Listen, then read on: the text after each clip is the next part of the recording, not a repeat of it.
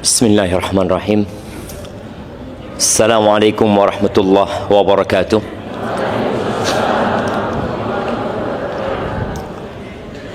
Alhamdulillah alladzi bi ni'matihi tatimmus shalihat. Segala puji bagi Allah Jalla Jalaluh yang karena nikmatnya kebaikan-kebaikan menjadi sempurna. Kita bisa mendengar, kita bisa memandang, kita bisa duduk, jari kita bisa bergerak, hati kita bisa memikirkan dan merenungkan apa yang disampaikan, dan kita dibimbing oleh Allah Azza wa Jalla untuk menjadi hambanya yang beriman adalah nikmat yang agung, yang seharusnya kita tidak berhenti memuji dan memuja Allah Azza wa Jalla. Allah tahu dengan kelemahan hambanya. Allah tahu dengan kelalaian manusia. Maka Allah jadikan sebuah syariat yang tidak boleh ditinggalkan, di mana seorang harus tetap mengatakan alhamdulillahi rabbil alamin. Dalam sehari minimal 17 kali dia mengulangi alhamdulillahi rabbil alamin. Hanya saja khususnya buat kaum hawa, khususnya buat emak-emak ini, ada fase dia nggak wajib.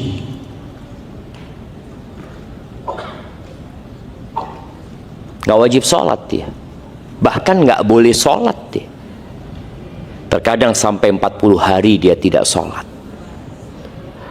dikarenakan ada halangan yang membuatnya tidak sholat. Tapi nasihat ana, jangan berhenti untuk membaca Al-Fatihah, karena sejatinya a'zamu suratin fil Quran, surat yang paling agung dari 114 surat yang ada dalam Al-Quran. Surat yang paling agung adalah Al-Fatihah. Allahumma salli wa sallim ala abdika wa rasulika sayyidina wa maulana Muhammadin wa ala alihi wa ashabi ajma'in. Ya Allah, semoga salawat dan salam, berkah dan nikmat senantiasa Engkau curahkan untuk hamba kekasih-Mu, untuk baginda Nabi kita Muhammad alaihi salatu wassalam, untuk keluarga beliau, untuk istri-istri beliau, untuk putra-putri beliau, dan untuk seluruh sahabat Nabi. Semoga Allah meridhai kita bersama mereka. Allahumma ati nufusana taqwaha wa zakkiha anta khairu man zakkaha anta waliyuha wa maulaha. Allahumma inna na'udzu bika min ilmin la yanfa' wa min qalbin la yakhsha wa min nafsin la tashba wa min da'watin la yustajabu laha. Ma'asyiral muslimin rahimakumullah, khususnya para orang tua, dan mungkin sebagian belum jadi orang tua tapi bercita-cita untuk menjadi orang tua. Semoga pertemuan kita pada kesempatan kali ini diberkahi Allah Subhanahu wa taala. Adalah yang kita dapatkan dari pertemuan ini. Jamaah rahimakumullah, bicara bagaimana mendidik anak ya. Bagaimana peran orang tua, khususnya ayah. Karena kita berada di era anak-anak itu kehilangan peran bapaknya.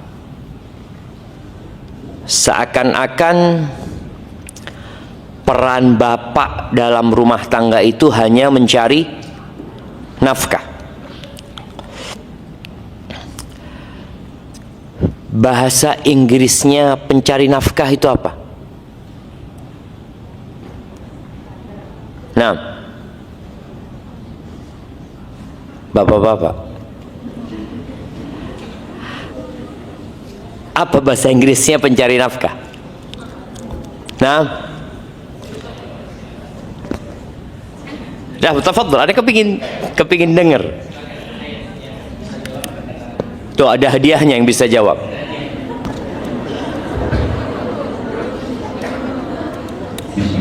Fandi, Ustaz. Apa? Fandi.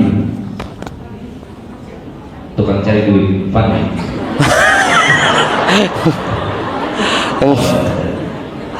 Enggak. Iya, siapa yang tahu? Tuh. Ana nggak pinter bahasa Inggris ya. Cuma ana kemarin membaca tentang pencari nafkah dalam bahasa Inggris itu kok mirip dengan bahasa Arab gitu. Assalamualaikum warahmatullahi wabarakatuh. Waalaikumsalam warahmatullahi wabarakatuh. Saya Muhammad Ramadan. Izin jawab untuk bahasa Inggris pencari nafkah adalah breadwinner. Ahsanta, masya Allah. Kasih hadiah dia. Iya, breadwinner gitu ya. Pemenang roti sama. Iya. Jadi subhanallah, Allah Azza wa Jal berfirman ya di surat At-Tahrim ayat 6 ya, yang mungkin ayat ini menjadi ayat yang sering dibacakan oleh para penceramah ya, berkaitan dengan kewajiban orang tua untuk menyelamatkan keluarganya dari petaka yang besar. Tadi ada sedikit badai, mungkin ada hujan bersama angin, yang tentunya para orang tua khawatir sama anaknya. Biasanya kalau dia di luar, dia akan telepon, gimana kondisi anak-anak ya. Sang istri mengatakan alhamdulillah aman semuanya, baru dia akan tenang. Ada musibah yang sangat besar yang akan menunggu dan semua orang akan melewatinya. Musibah itu adalah api neraka. Allah Azza wa Jalla mengatakan, ya ayyuhalladzina amanu qu anfusakum wa ahlikum nara. Kata Allah, wahai orang-orang beriman, jagalah diri kalian dan keluarga kalian dari api neraka. Bagaimana menjaga diri kita dan keluarga kita dari api neraka? Ali bin Abi Thalib mengatakan, allimuhum wa adibuhum. Ajari mereka, kasih ilmu sama mereka, bekali mereka dengan ilmu. Jadi bukan kasih makan mereka, berikan pakaian kepada mereka, berikan sandang, pangan, papan. Itu semua orang kafir pun melakukan itu. Apa yang membedakan sekarang orang mukmin dengan orang kafir? Maka Allah panggil di ayat ini, wahai orang-orang yang beriman gitu loh. Selamatkan diri kalian dan keluarga kalian dari api neraka. Bagaimana menyelamatkannya? Ya kasih ilmu, kasih pegangan. Wa adibuhum, ajarkan adab kepada mereka.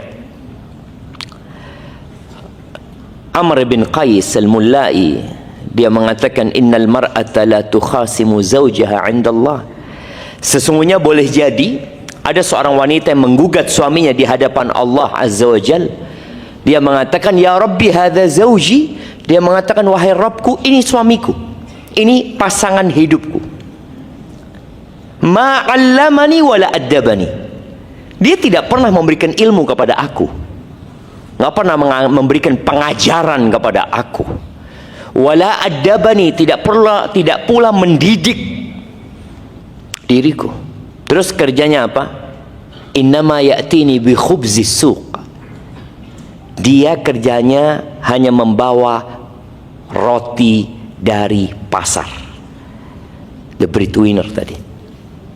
Ya, hanya cari nafkah, hanya cari uang. Dan dia merasa dengan memberikan hal itu sudah selesai tugas saya sebagai bapak. Tugas saya di luar, tugasmu di dalam. Ya, memang betul. Ada tugas suami mencari nafkah, tapi bukan berarti tugas dia sebagai ayah hanya cari duit. Enggak. Dia punya peran besar dalam mendidik keluarganya. Khususnya di era digital seperti ini, dengan pergaulan yang semakin bebas ya. Yang terkadang bukan cuma anaknya yang pergaulan bebas, bapaknya juga pergaulan bebas, ibunya juga pergaulan bebas. Di mana? Di tempat kerja. Di tempat kerja itu bebas laki perempuan bersama-sama. Perjalanan dinas ya laki perempuan. Mereka ngantor laki perempuan bebas. Seakan-akan agama tidak boleh mengatur kehidupan. Ya, Mumtaz, sekolah kita Mumtaz yang khusus laki-laki. Anak ingat di Jakarta, bapak-bapak, ibu juga masih ingat ada sekolah Kanisius ya. Kemana anak lewat sana soalnya, teman anak ngomong, Ustadz ini sekolah yang sering Ustadz sebut, kata dia. Iya, Kanisius ya. Ada tulisan sejak 1927 atau 28 ya. Dibangun sebelum kemerdekaan. Itu khusus laki-laki. Dan sampai hari ini sekolah itu khusus laki-laki. Punya siapa? Punya Katolik. Punya Katolik. Mereka tahu bahwa saya laki perempuan ini nggak bisa dikumpul. Kenapa dikasih sekat di sini? Kenapa kok dikasih sitar sini bapak-bapak? Karena memang nggak boleh dikumpulin. Nggak boleh. Kalau orang-orang non muslim aja tahu, ngerti dan paham, kenapa yang muslim menganggap hal itu sebagai bentuk apa ya? Bentuk keterbelakangan. Enggak, itu kemajuan. Orang maju yang berpikir cerdas itu akan tahu bahwa pergaulan nggak boleh bebas. Kenapa mereka sampai SMA nggak dikumpulin laki perempuan? Enggak, mereka waktunya belajar, nuntut ilmu. Nanti waktunya kawin ya kawin mereka. Waktunya nikah nikah. Tapi tatkala dia di sekolah sudah dia bergaul dengan yang nggak boleh, maka akan berdampak kepada masa depan negeri kita. Jemaah rahimakumullah. Jadi kalau bicara peran orang tua dalam mendidik anak nih di era digital, maka orang tua harus sering-sering murojaah atau bermuhasabah tentang kenapa sih engkau menikah sebenarnya. Kenapa engkau menikah? Sekarang ini jumlah pernikahan di dunia itu menurun, padahal jumlah penduduknya semakin banyak. Sama dengan di negeri kita, jumlah penduduknya berkembang pesat ya, tumbuh pesat sekali, tapi jumlah yang menikah turun ya. Kalau 2013 dikatakan 2 juta lebih ya, 2024 itu nggak sampai 1,5 juta, kurang 500.000. Dan di antara 1,5 juta yang menikah, hampir 500.000 yang bercerai. Ada apa sebenarnya? Apakah era digital ini membuat mereka tidak berpikir untuk membangun rumah tangga? Mereka berpikir bahwasanya rumah tangga itu hanya pernikahan itu hanya kantong-kantong sperma, kata mereka. Dia nggak harus nikah kalau ingin menyalurkan nafsunya. Muncul pemikiran itu. Makanya terkadang orang sampai umur 30 tahun nggak nikah aman, 33 tahun aman. Kenapa? Kalau urusan nafsu tinggal disalurkan. Na'udzubillah min dzalik. Seakan-akan kehidupan manusia tidak ubahnya kehidupan binatang. Makanya ada istilah kumpul kebo ya. Maka perlu dilihat kenapa sih menikah, kenapa membangun rumah tangga. Apabila tujuannya itu sesuai, insya Allah ayah dan bunda ini akan prihatin dengan kondisi yang ada. Tapi ketika orang tua itu nggak tahu kenapa dia menikah, maka yang jadi korban adalah anak-anak. Beberapa waktu yang lalu ya, kita dapat berita seorang kakak beradik yang berzina sampai hamil,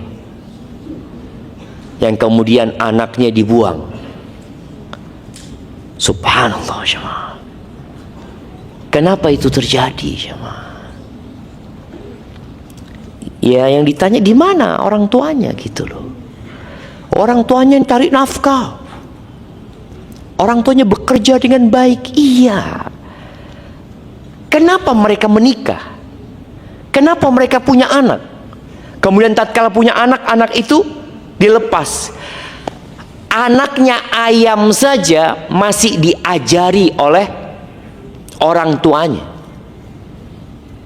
Anak ayam itu sejak dia menetas, ibunya itu langsung mengajari anak-anaknya untuk cari makan.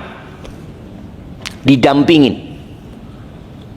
Dia ajarin bagaimana mencari makan. Tapi sang anak belum kuat kukunya, tapi dia sudah melihat, oh gini cara cari makan. Sang ibu mengais-ngais, kemudian ada sesuatu, dia bersuara, dia panggil anak-anaknya. Anaknya kemudian datang makan. Apakah hanya itu yang dilakukan? Tidak. Tatkala ada bahaya yang dapat menyerang kehidupan anaknya, sang ibu akan pasang badan. Sekarang kita bisa melihat ya bagaimana ibu induk ayam bertarung dengan ular. Bagaimana induk ayam itu bertarung dengan burung elang. Demi apa? Menyelamatkan anak-anaknya, jamaah. Karena dia tahu bukan hanya kasih makan, tapi perang orang tua bagaimana menyelamatkan anaknya. Dan yang paling ditakutkan adalah ya saat ini handphone. Layar yang selalu jadi rujukan anak-anak. Bukan rujukan anak-anak ya. Bapak-bapak juga sibuk sama layarnya. Ibunya juga sibuk sama layar. Astagfirullahaladzim. Ana tadi dapat kiriman video seorang emak-emak yang nggak mau kehilangan live promo ya. Dia pasang di kepalanya aja mah handphonenya. Dia nyabutin rumput terus ya, dia jemur terus, dia seperti itu. Anak na'udzubillah. Dan boleh jadi itu terjadi. Anak-anak yang terkadang meletakkan handphone di tiang, kemudian dia bertiga goyang-goyang ya. Anak naik sepeda yang lihat, ya Allah ya, kayak gini ya kehidupan ini, di mana orang tuanya? Maka tolong ingat, kita diciptakan untuk mengabdi kepada Allah Azza wa Jal. Di surat Al-Baqarah ayat 221. Nah, silahkan siapa yang mau baca surat Al-Baqarah ayat 221.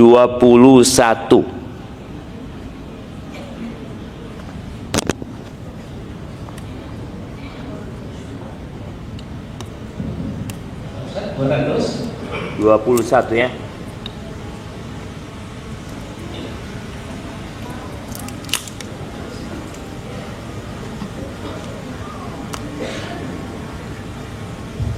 Dari peserta ada yang mau baca?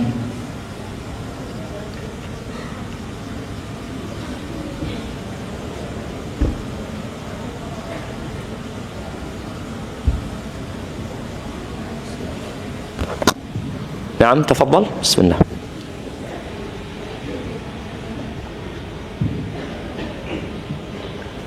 أعوذ بالله من الشيطان الرجيم. ولا تنكحوا المشركات حتى يؤمن ولأمة مؤمنة خير من مشركة ولو أعجبتكم ولا تنكحوا المشركين حتى يؤمنوا ولعبد مؤمن خير من مشرك ولو أعجبكم أولئك يدعون إلى النار والله يدعو إلى الجنة والمغفرة بإذنه ويبين آياته للناس لعلهم يتذكرون.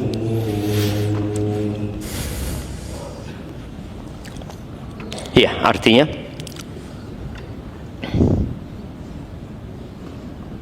dan janganlah kamu nikahi perempuan musyrik sebelum mereka beriman.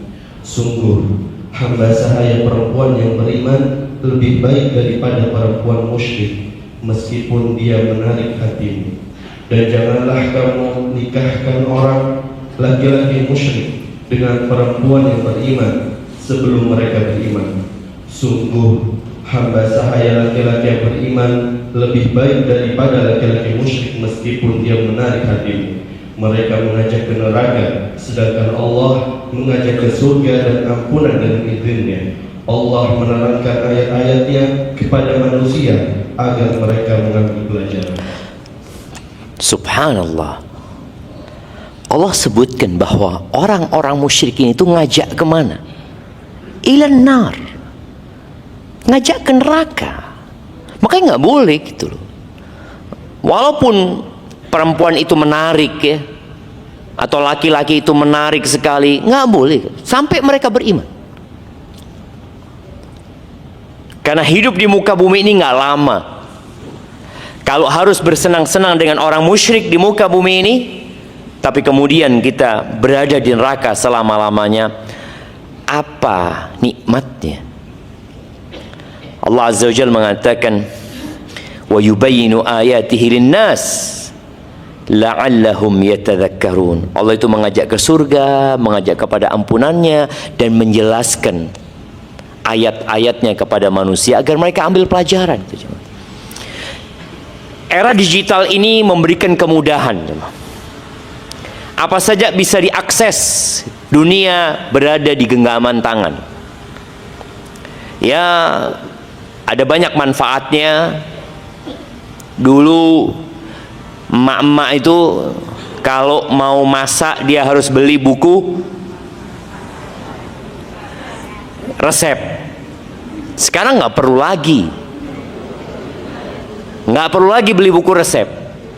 Dia tinggal tonton sampai jadi. Yang lebih keren lagi, emak-emak nggak perlu masak, datang. Di era digital ini nggak perlu bau bawang, nggak ada, tahu-tahu datang makanannya. Artinya ada banyak kemudahan yang diberikan. Ya, kadangkala anak ngajarin anak nggak paham matematika, tinggal buka YouTube. Bagaimana cara ngerjakan soal ini? Subhanallah, begitu mudahnya. Tapi ternyata di situ juga ada informasi-informasi yang menyesatkan. Ada anak-anak yang kemudian menjadi kafir gara-gara tontonannya. Ada anak-anak yang kemudian berhenti sholat gara-gara dia menonton sesuatu.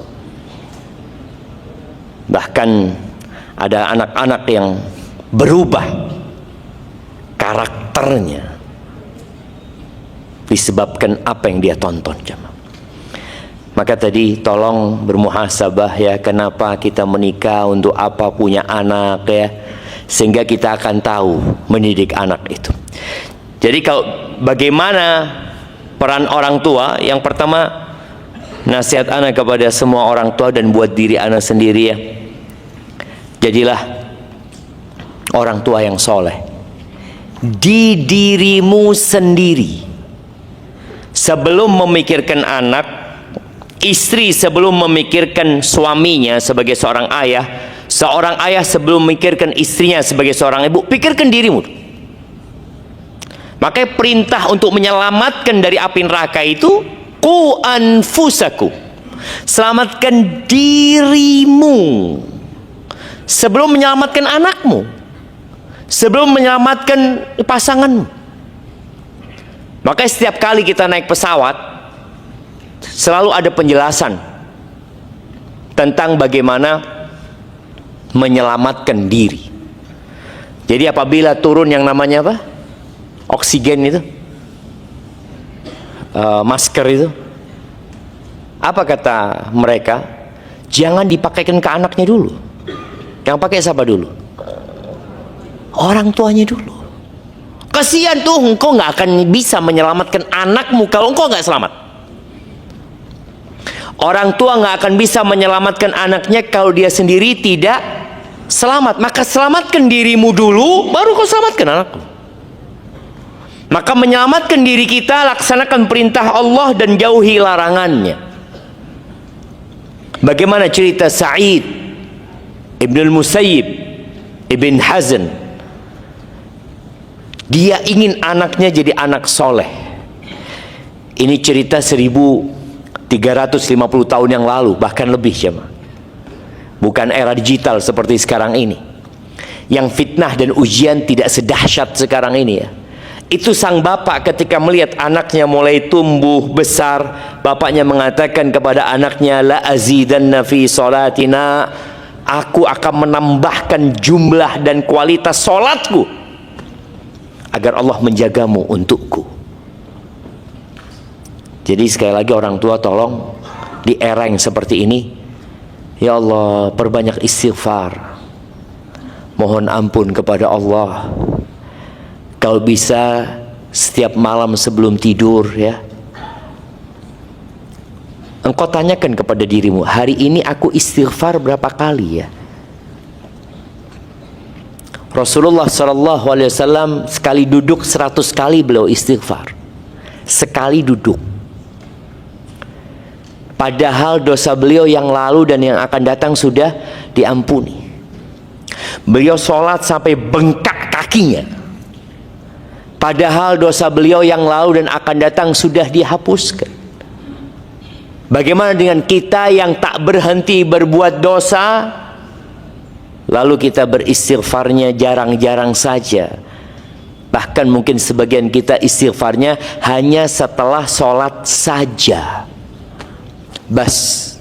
Kapan istighfar? Oh, habis sholat subuh 3 kali. Habis sholat zuhur berapa kali? 3 kali. Barusan setelah sholat asar 3 kali. Nanti maghrib 3 kali. Isya 3 kali. Berapa? 15 kali. Dan merasa cukup.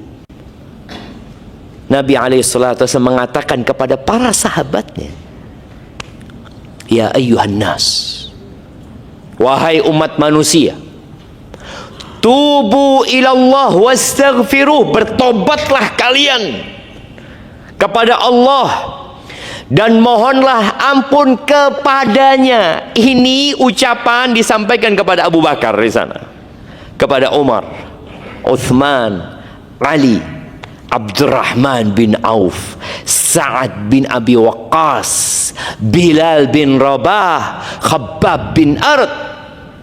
Disuruh istighfar. Kenapa? Karena dosa ini memiliki efek samping yang buruk sekali kepada kita, pasangan hidup kita, dan anak-anak kita. Tapi kalau kita beristighfar, mohon ampun kepada Allah, kita jaga aturan Allah, niscaya Allah akan jaga keluarga kita. Maka tadi kalau bicara bagaimana peran orang tua mendidik anak-anaknya, ya harus jadi orang baik dulu. Engkau contoh gitu.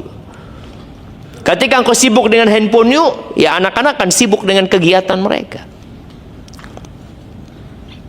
Ya, itu yang pertama. Atau yang kedua. Yang selanjutnya, memperbanyak doa. Jadi kita itu kalau punya masalah, kebanyakan kita berpikir solusi. Apa solusinya? Bagus. Tapi kita perlu meyakini, ini bicara tauhid dan keimanan hamba, bahwa semua solusi itu atau semua jalan yang kita pikirkan akan menyelamatkan kita dari masalah ini tidak akan bisa kecuali dengan izin siapa? Allah Azza wa Jalla. Maka jalan pintas menghadapi masalah adalah doa. Bagaimana doanya Nabi Ibrahim sebelum punya anak? Rabbi habli minas salihin. Setelah punya anak, wajnubni wa baniya an na'budal asnam. Ya Allah ya. Kalau itu dibaca oleh Nabi Ibrahim, bagaimana dengan kita? Nabi Ibrahim doanya, ya Allah, hindarkan aku dan anak keturunanku dari menyembah berhala-berhala. Yang saat ini anak-anak kita nonton tontonan yang jauh sekali dari pendidikan tauhid dan keimanan. Bahkan boleh jadi dia menonton sesuatu tidak ada sedikit pun mengingatkan kepada Allah Azza wa Jalla. Seakan-akan bumi ini tidak ada penciptanya. Maka tolong doa. Rabbi'ij'alni muqimas shalah wa min dzurriyyati. Baca sekali. Belum mau sholat anak-anak Ustaz, baca 2 kali. Belum Ustaz, baca 100 kali. Baca sebanyak-banyaknya, memohon kepada Allah Azza wa Jalla. Ud'uni astajib lakum. Berdoa memohonlah kepadaku, pasti aku kabulkan. Nabi Ibrahim berdoa minta anak sampai umur 86 tahun jemaah. 86 tahun. Gak berhenti berdoa. Maka kita yang punya masalah menghadapi anak-anak kita, doa, perbaiki diri kita, kemudian kita minta kepada Sang Pencipta. Yakin Allah akan mengabulkan doa kita. Kemudian yang ketiga, komunikasi ya, menjalin komunikasi yang baik dengan ayah bunda, di antara ayah bunda sendiri. Jadi sebagai seorang ayah, karena mungkin dia seharian di luar rumah, ketika pulang, bapak tolong tanya sama istrinya, gimana anak-anak kita? Ngobrol. Setelah ngobrol sama istrinya dapat laporan ya. Setelah ngobrol sama anak-anaknya. Dan usahakan orang tua ini punya waktu makan bersama dengan anak-anaknya. Minimal sehari sekali. Kalau bisa 2 kali. Untuk apa? Untuk ngobrol. Pendidikan orang tua dulu, kalau makan nggak boleh ngomong. Makan habisin, jangan ngomong. Padahal sebenarnya termasuk adab dan etika yang baik itu al-haditsu 'inda ta'am, ngobrol sambil makan. Ngobrol. Dan Anda dikasih tahu bahwasanya deal besar-besaran itu, orang-orang atas ini, ternyata deal itu tidak terjadi di ruang rapat jemaah, tapi terjadi di mana? Di meja makan. Di meja makan. Karena orang ketika makan itu nggak mikir apa-apa, dia mikir mau menyantap makanan itu. Disinilah momentum orang tua untuk ngobrol sama anaknya. Dengarkan dari anaknya, gimana sekolahmu hari ini. Berikan pertanyaan-pertanyaan yang memancing dia untuk bercerita. Jangan hanya pelajaran yang ditanyakan. Apa kejadian paling seru hari ini? Engkau bermain dengan siapa hari ini?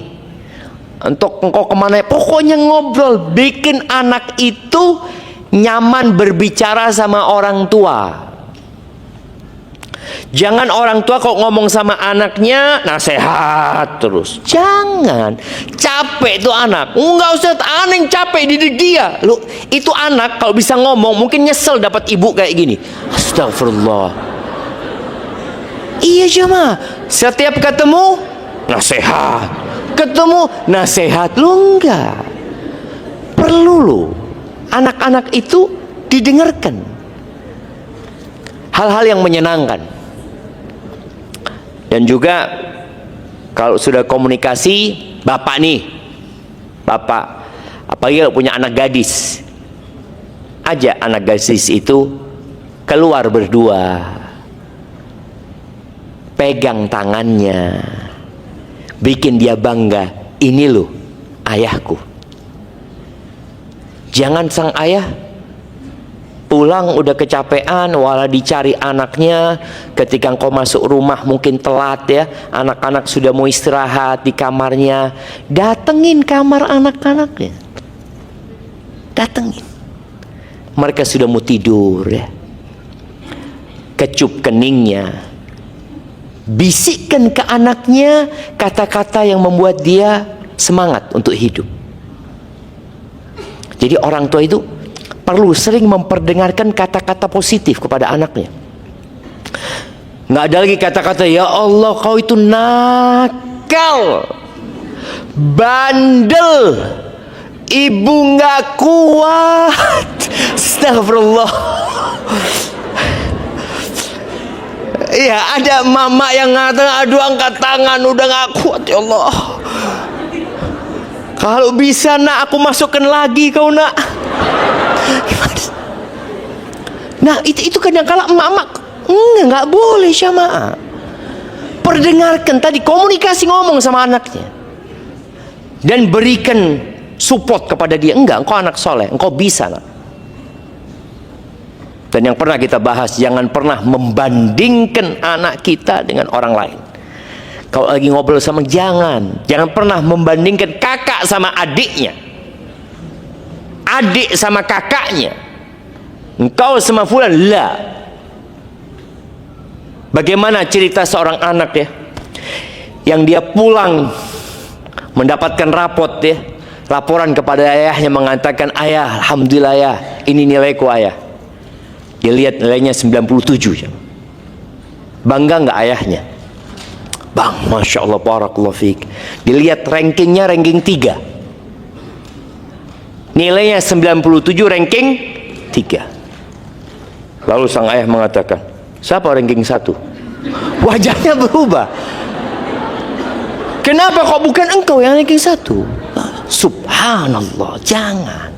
Semua anak itu Allah ciptakan memiliki keistimewaan yang berbeda-beda, nggak sama. Hotel ini nih bisa berdiri karena nggak semuanya manajer. Coba semuanya manajer, kira-kira bisa berdiri nggak hotel ini? Tutup hotel ini jamaah. Siapa yang mau jadi satpam? Nggak ada. Siapa yang mau jadi resepsionis? Nggak ada. Memang Allah sudah ciptakan. Enggak, engkau cocoknya di sini nak. Jadi orang tua ketika dia memperhatikan anak, oh anakku punya kecondongan ke sini, ya udah nggak usah dipaksain. Dia mungkin di situ kelebihannya. Dari mana kita tahu? Komunikasi, ngobrol sama anak, duduk sama anak, akan ketahuan sama orang tua. Anak kepingin anak-anak jadi ustadz, sang anak nggak mau. Sampai ketika ada seorang mahasiswa, saat psikotes dia mau masuk ke kampus, anak tanya, antum memang niat beneran kuliah di sini? Enggak, Ustaz, kata dia. Dia lulusan pondok, anak kepingin jadi dokter, Ustaz, tapi ibu anak nyuruh anak jadi ustaz. Bayangin jamaah, anak ngomong, boleh anak telepon ibu antum? Boleh, Ustaz. Anak ngobrol sama ibunya. Apa setelah anak tidur ngobrol panjang, kata ibunya, nak pulang nak, kata dia. Pulang, iya. Karena kalau enggak, dia akan berada di kampus itu hanya untuk berbakti sama orang tuanya. Belajar enggak? Enggak, dia cuma ingin berbakti supaya tahu anaknya berangkat sesuai dengan keinginan ibunya. Padahal dia enggak punya, enggak ada. Males dia belajar. Kecuali kita kasih penjelasan kemudian dia merubah, oke, siap, enggak ada masalah. Maka tolong komunikasi ini, duduk sama anaknya. Tadi yang bapak-bapak ajak anak perempuannya ngobrol ya, belanja sesuatu, nggak harus sama emaknya, nggak udah. Emaknya cemburu kadang-kala, oh, keluar sama anaknya lagi, kan sudah lama keluar sama engkau, cukup sudah. Sekarang sama anaknya, betul jemaah, tuh anak perlu. Kemudian tadi yang Anda sampaikan, berikan motivasi yang baik buat anaknya. Jangan selalu mengatakan kau itu nakal, sibuk dengan HP-nya, ini itu. Bagaimana dia menggunakan handphone itu dengan positif? Itu kita kasih arahan anak tersebut. Tapi sebelum bicara itu, tolong berikan kasih sayang. Karena anak-anak ini dengan hidup di media sosial, kadang-kadang dia kering dengan kasih sayang. Dia nggak bisa lagi bersosial. Cinta dari ibunya juga nggak dapet ya. Ada orang tua yang kalau anaknya salaman, ya salaman aja, cium tangan, cium tangan. Bisa nggak antum cium anak antum sebelum anak itu berangkat sekolah ya? Jadi kalau ngelepas anak itu jangan dari meja makan. Ngelepas anak itu sampai pintu rumah. Kadang-kadang sekolahnya nggak banyak, atau dia berangkat sama supir atau apa. Kadang-kadang ibu berangkat. Akhirnya anaknya pada ke depan gitu loh. Janganlah, ajak anak itu sampai depan pintu, kecup dia sambil didoakan. Tadi bisikan ucapan yang membuat dia semangat ya. Ibu bangga punya anak kau nak. Padahal sakit hati ibunya sama anaknya. Tapi ketika dia mengucapkan itu, lama-kelamaan anak itu, ibuku bangga punya anak aku harus membanggakan ibundaku gitu loh. Tapi terus setiap hari sampai dicamkan, engkau adalah seorang jawara nak, engkau pejuang nak. Terus, jadi dia akan merasa, iya aku pejuang. Rasul sallallahu alaihi wasallam, kita akan lihat bagaimana Nabi kita Muhammad alaihi salatu wasallam ini hidup di era yang tidak ada digital.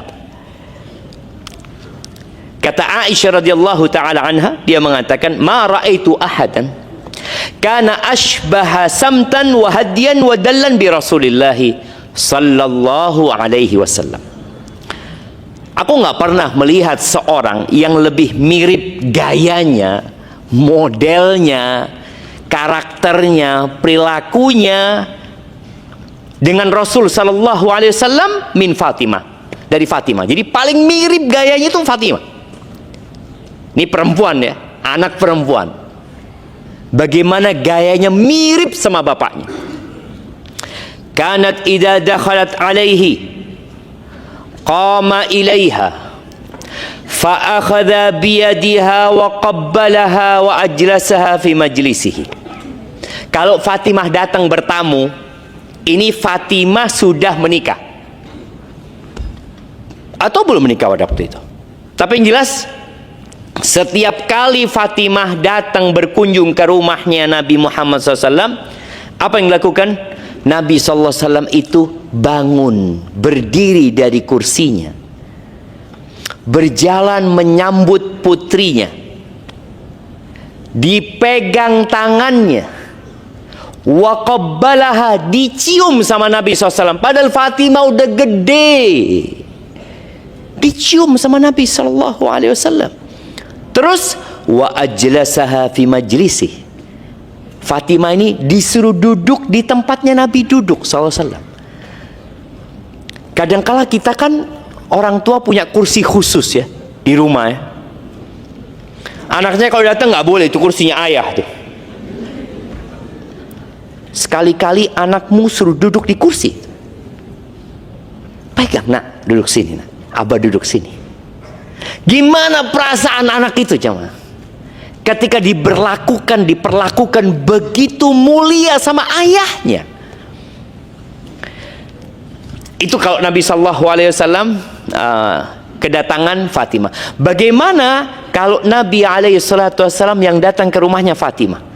Maka Fatimah melakukan hal yang sama kepada ayahnya. Dia bangun menyambut ayahnya, dipegang tangannya, dikecup sama Fatimah, kemudian dibawa Nabi SAW, didudukkan di tempat duduknya Fatimah radhiyallahu taala anha. Ini penting sekali jemaah, agar anak-anak kita ya dengan pergaulan bebas yang menakutkan itu, mereka nggak kepikiran ke sana, karena dia mengatakan aku punya ayah. Kalau bicara digandeng, aku udah digandeng sama ayahku. Aku dikecup sama ayahku. Aku dibonceng sama ayahku. Aku berduaan di mobil sama ayah, dibawa berduaan. Diajak belanja berduaan sama ayahku. Jadi bikin anak itu memang, aku punya bapak. Sehingga nggak ada lagi orang-orang yang berusaha untuk ya menebar apa ya? Menebar apa yang ditebar di laut untuk cari ikan itu? Jala cinta dia. Karena perempuan itu kesian ya, khususnya anak perempuannya kesian dia.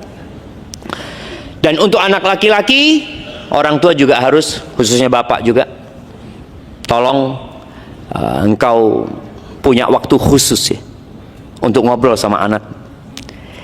Kalau dia sudah tumbuh besar, dewasa, ajak dia ngobrol tentang pekerjaan. Ya, ajak dia untuk bermusyawarah. Walaupun orang tua mungkin nggak butuh dengan musyawarah dan dengan masukan dari anak, tapi aja, ayah ini punya usaha ini, menurutmu kayak apa? Apa yang harus ayah lakukan? Dengarkan jamaah. Baik, kemudian berkaitan dengan gadget ini ya, orang tua harus punya pemantauan.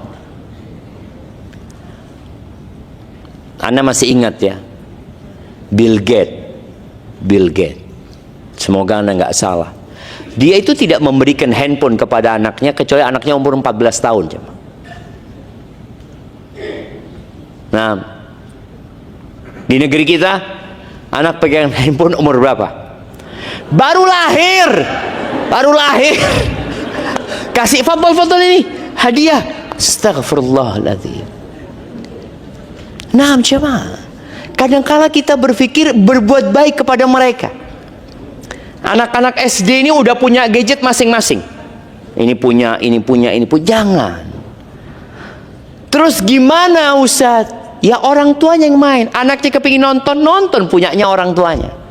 Ngapa Pak Fadl nih punya ibu?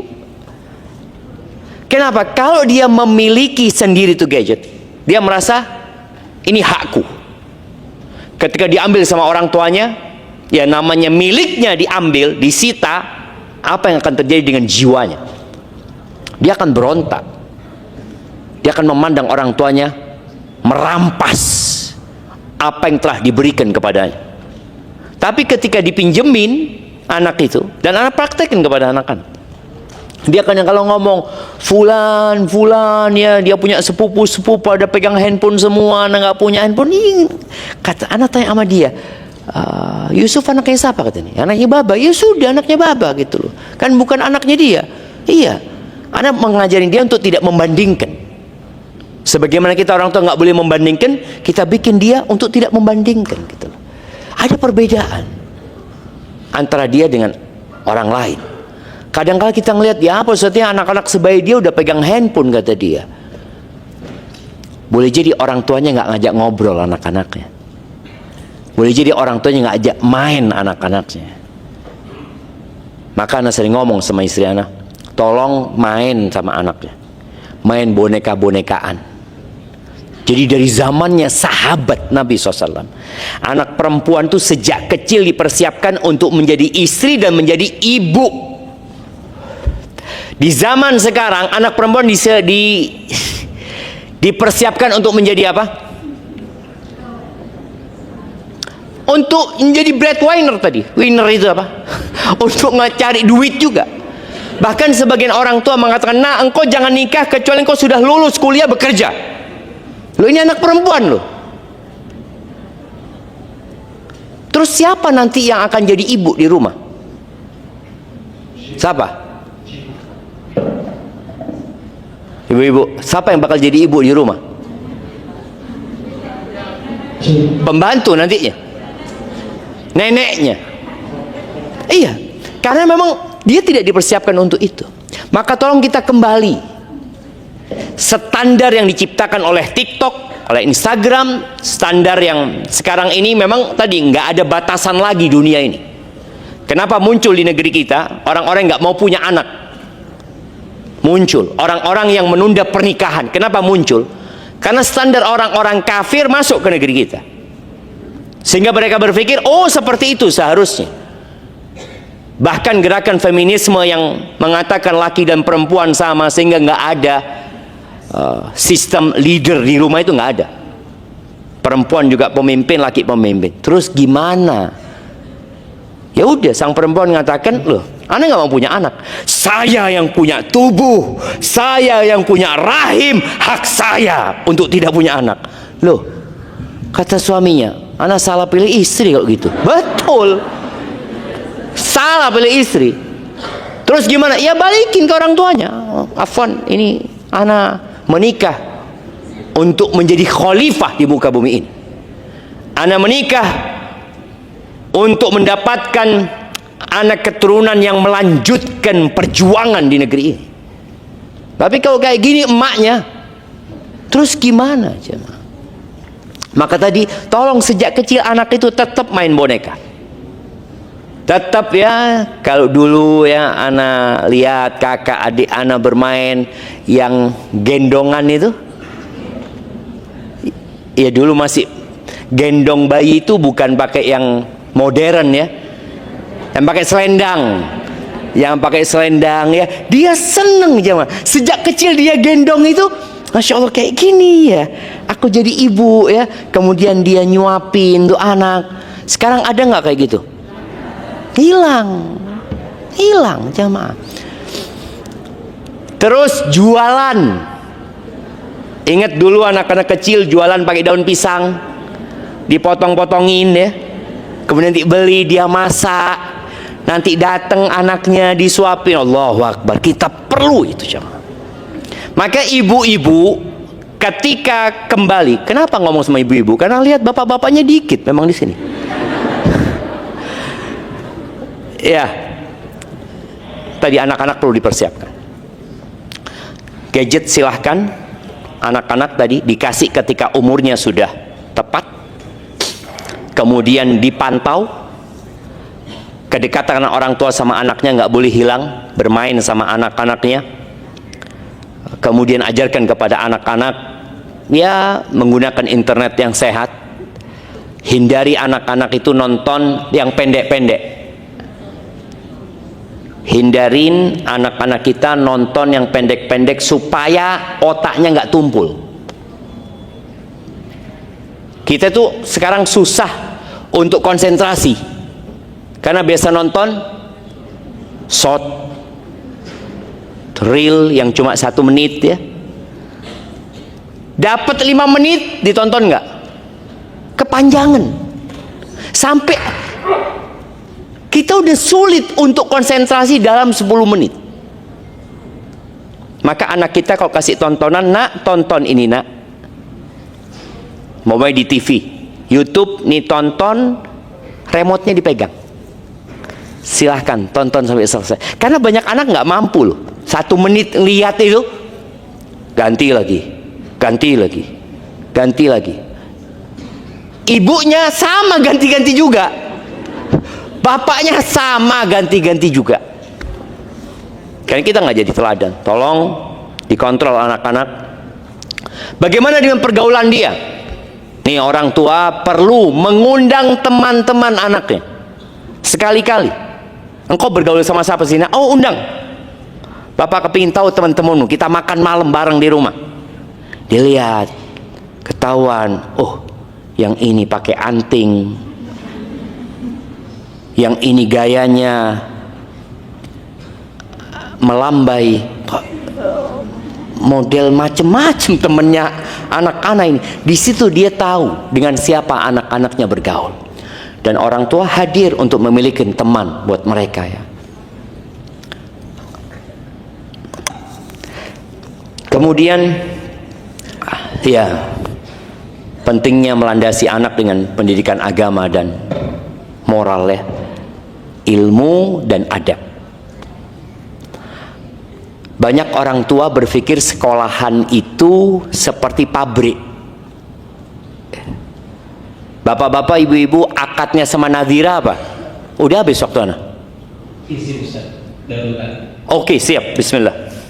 Afan ayah dan bunda dimohonkan untuk menggeser kendaraannya dengan nomor plat berikut ini: BE 1013 FM, kedua BE 1498 AH, 3 BE 1504 GF, 4 BE 1606 AAB, selanjutnya BE 1949 AAT, selanjutnya BE 1265 AAR, selanjutnya BE 1542 AMH. Banyak banget tuh Ustaz. Banyak. Iya. Selanjutnya BE 1813 FM dan terakhir Ustaz, insyaallah 1542 AMH. Dengan diharap sangat untuk menggeser kendaraannya karena akan ada yang kendaraan yang akan keluar. Ustadz, kenapa nggak disebutkan kendaraannya itu apa? Boleh jadi dia nggak hafal sama plat nomornya, Ustadz. Ini nggak hafal, apalagi kalau pinjem.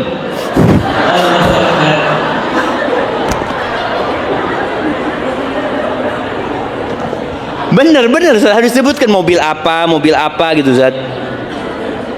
Yang Anda sebutkan tadi, yang 8 itu depan ruko, ayah dan bunda di depan ruko. Ada Toyota Corolla BE 1408A, kemudian ada Innova BE 1504GF, kemudian ini ada Daihatsu apa ya, kurang juga ya, 1606AAB. Ini di depan ruko. Kemudian ada Innova juga 1949AAT. Nah, demikian, terima kasih ya. Masya Allah. Barakallahu fikum. Nah, jamaah rahimakumullah, tadi akadnya ayah bunda ini sama sekolahan Nadhira ini apa? Apa akadnya? Keluar langsung akhlaknya baik. Keluar hafal Quran 17 juz. Iya, ada gitu akadnya? Nggak ada. Sekolahan itu membantu. Maka di rumah tolong disempurnakan. Karena ada orang tua yang marah-marah. Dia mengatakan, Ustaz, anak-anak ini nggak hafal-hafal juz amma, kata dia. Temennya hafal, kayaknya gurunya ini pilih kasih. Loh, kok pilih kasih gurunya?